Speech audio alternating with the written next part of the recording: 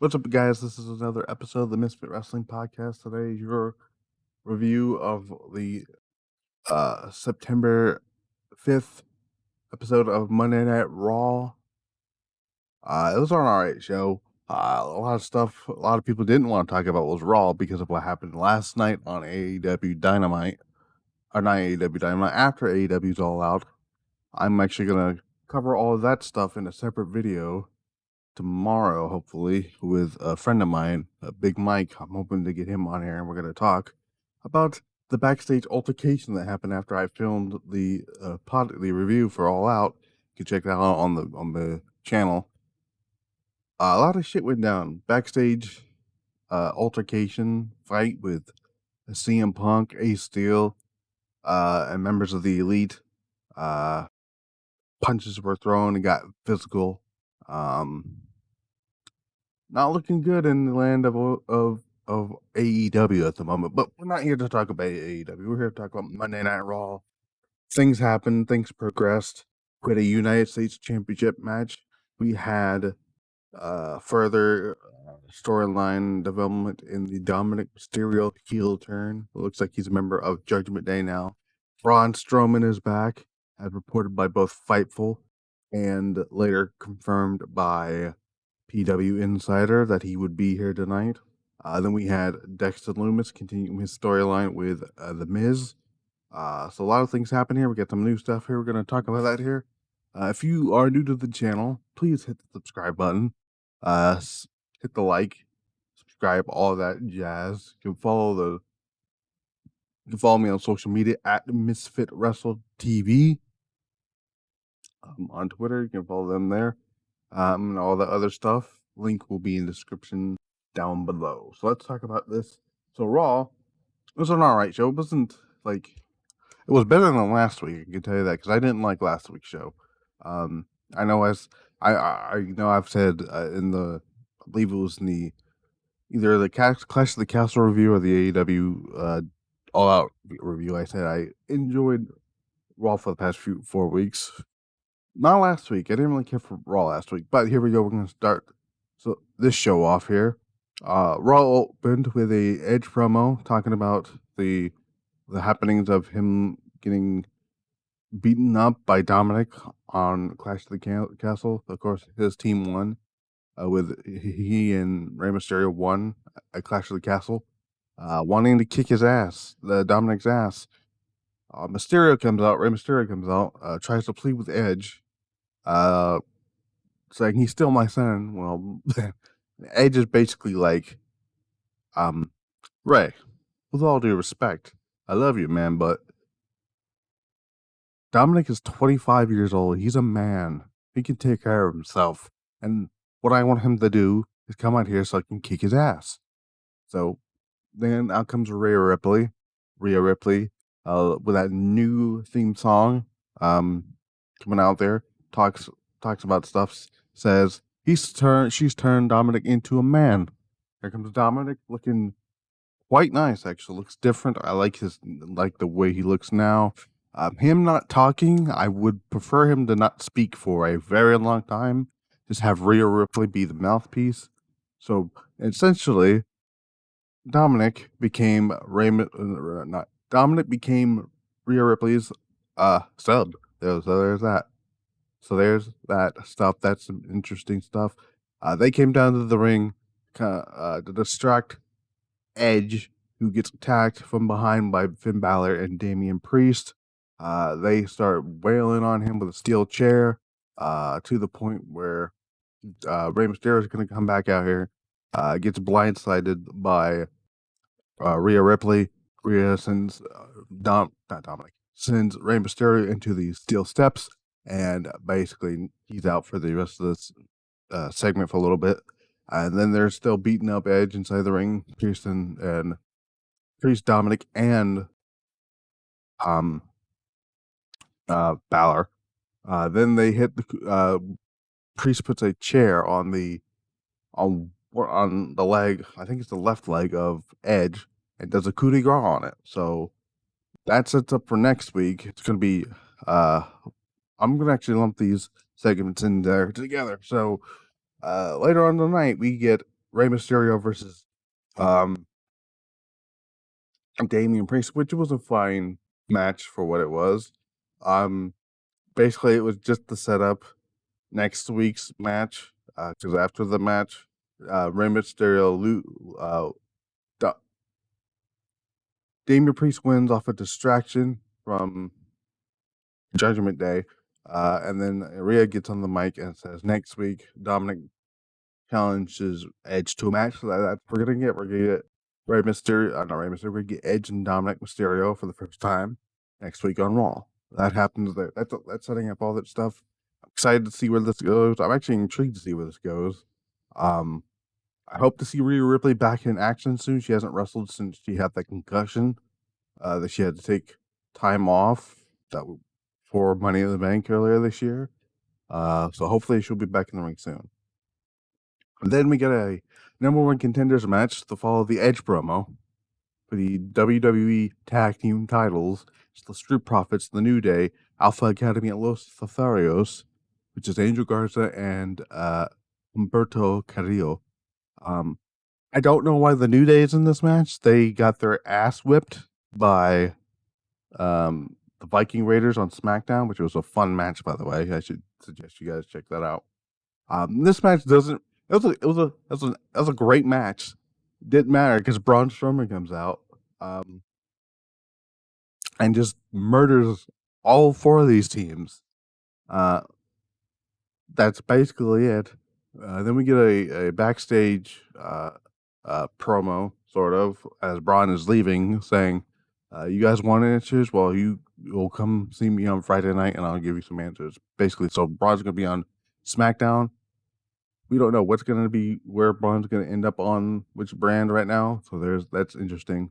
I should point out that when The Miz and Ciampa were arriving to the arena, which, by the way, Ciampa's now Tommaso Ciampa, he's got that name back, a car was flipped over, assuming that is Braun Strowman.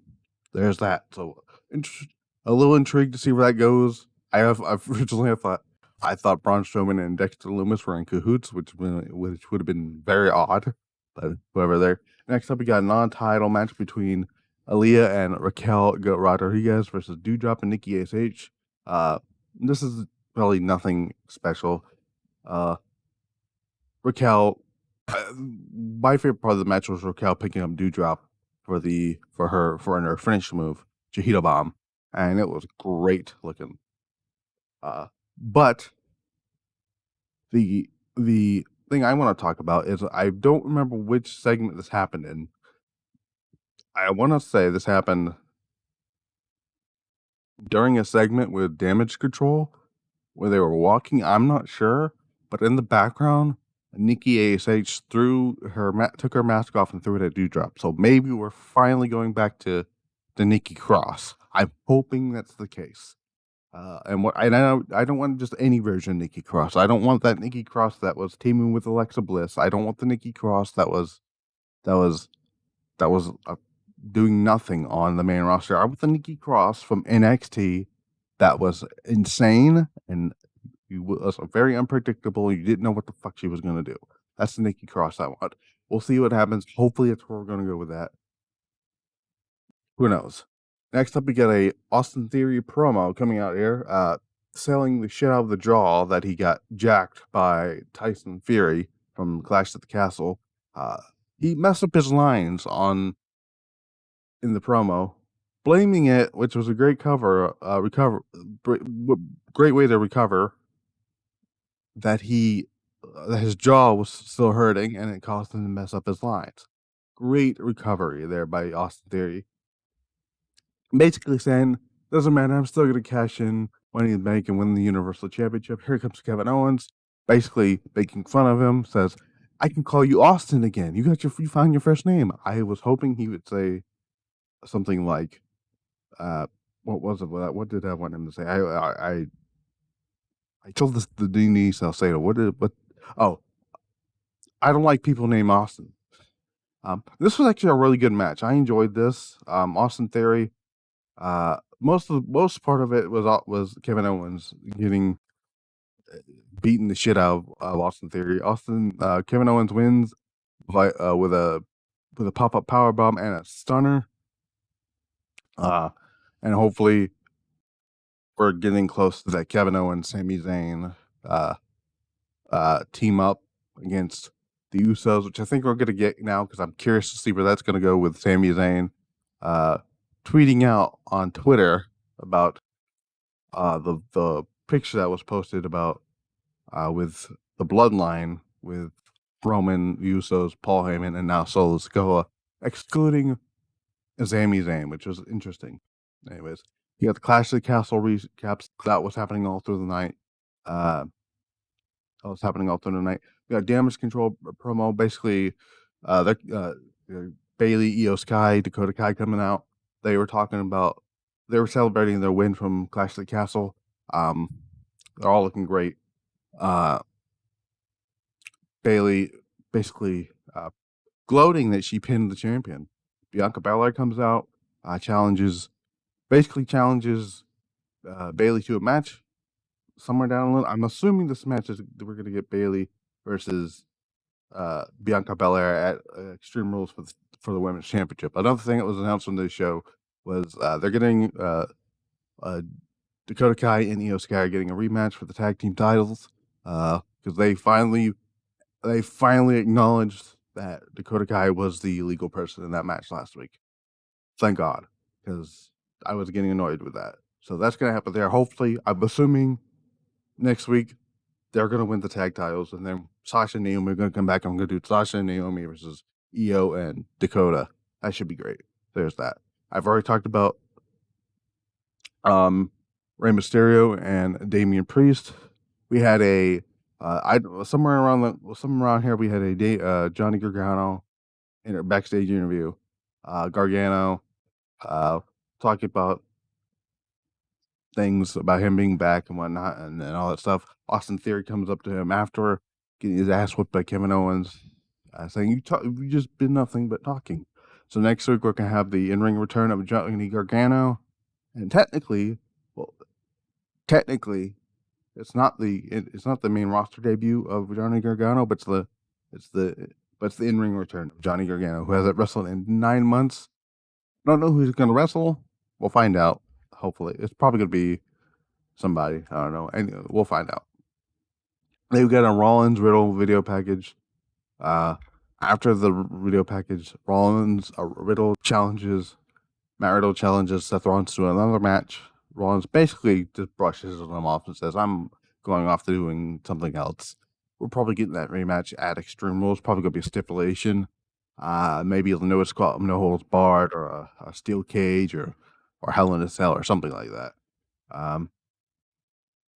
Not much of anything else that happened on the show match-wise.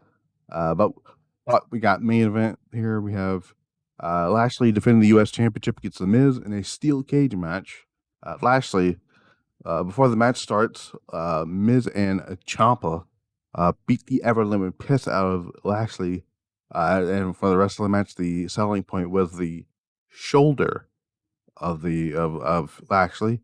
Lashley ultimately wins via distraction by Dexter Lumis, who it was a great camera shot of Miz getting out of the cage, and then looking down from the cage is Dexter Lumis from underneath the ring.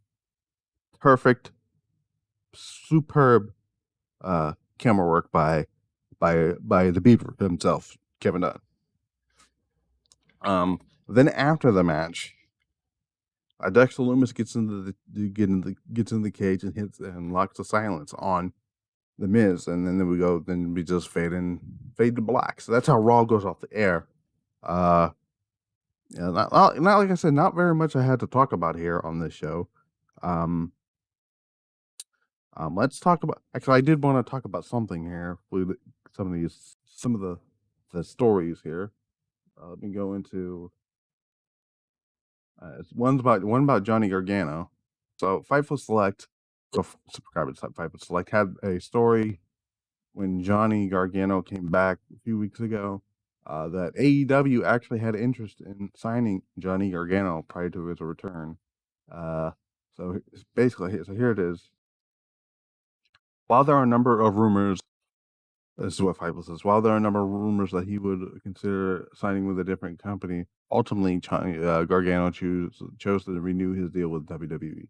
While no serious interest was ever expressed by Impact Wrestling, according to reports, there was at least some light interest from AEW to sign Gargano. Although apparently no in-depth negotiations were ever manifested between Tony Khan's company and the performer.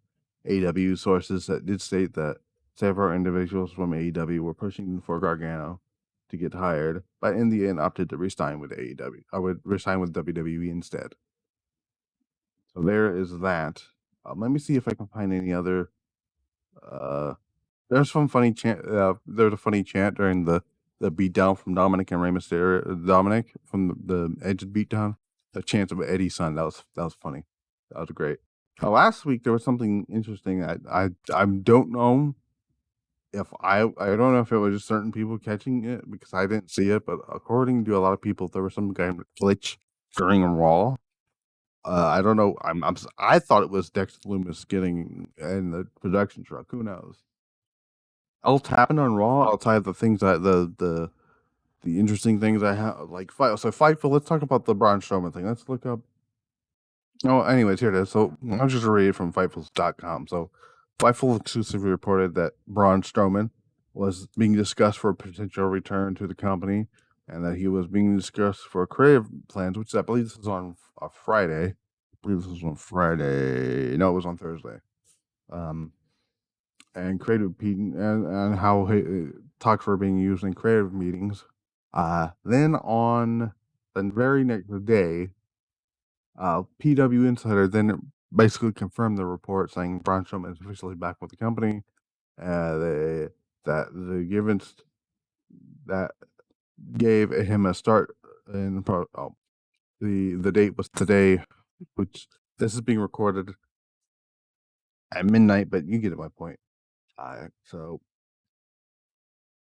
basically, yeah. So Braun Strowman is back with the company. We're not done with these returns in the WWE. So hopefully there's gonna be some more. We're looking out for the returns of people like Bray Wyatt and who knows? I mean, who knows? Maybe Bobby Fish comes back. Who knows? We also got rumors of Malachi Black possibly leaving AEW. Maybe he ends up going back to WWE if the rumor of that is true. Would I like to see Aleister Black back in there? Maybe. Who knows? I mean, personally, I don't think Tommy Young got a fair shake on the main roster, and the only man I can think can fix that is Triple H, and Triple H loved Tommy Young. So we'll see what happens there with that. But tomorrow, I am going to go through the whole thing with the post-media scrum after CM Punk left the media scrum, the fight that broke out with Punk, Ace Steel, the Young Bucks, Kenny Omega, what ensued here, who did what, who threw what punch, what was said, all that stuff. It's being updated. It's been updated multiple times today. Great work by Sean Ross Sapp over there at Fightful. PW Insider's got some stuff up there. I had to get some little information on the Twitter DMs from. I saw somebody named Steve Mihalaz. I'm gonna butcher his name, so I apologize, Steven. I'm just calling him Stevenhausen. Why not? About the elite stormed into Punk's locker room and what happened there. So we'll see what happened. So yeah. So that was Monday Night Raw, basically. Nothing huge outside of Braun Strowman coming back really actually happened. So we'll know if Edge is actually going to wrestle next week. I'm assuming at Extreme Rules is going to be Edge versus Edge and Ray versus Dominik and Finn Balor or something. I don't know. I don't know. I'm hoping Rhea Ripley comes back to wrestle soon, but we'll see what happens. I will be back, like I said, for the other stuff that I'm going to talk about when it comes to the AEW Backstage brawl between, like I said, Punk and all of them. Tomorrow with the news portion of our podcast, and on Wednesday I will be covering. If there's more news, maybe I'll do some early afternoon stuff. I'm hoping that nothing else comes out after this, and then later that night I will review AEW Dynamite because that's going to be a very interesting show now going into it. Because of the whole thing with Punk and the Elite and somebody might walk out, somebody might get fired, somebody might get fined, suspended. I don't know. We got MJF is back. Malachi Black maybe leaving. So who knows? We'll hopefully get some further into the story of Jamie Hayter and Britt Baker. Hopefully Tony Khan uses Tony Storm every fucking week on television, wrestling matches every fucking week as the champion, which he failed to do with Thunder Rosa, and it pissed me off. They put the title on Thunder Rosa, and they just said, "Yeah, we're gonna feature her very much." Piss off, Tony Khan, with that bullshit. Anyways, I'm at the Misfit. See you guys tomorrow for episode 3 of the Misfit Wrestling Podcast, of an actual news edition of this podcast. Until then, peace out.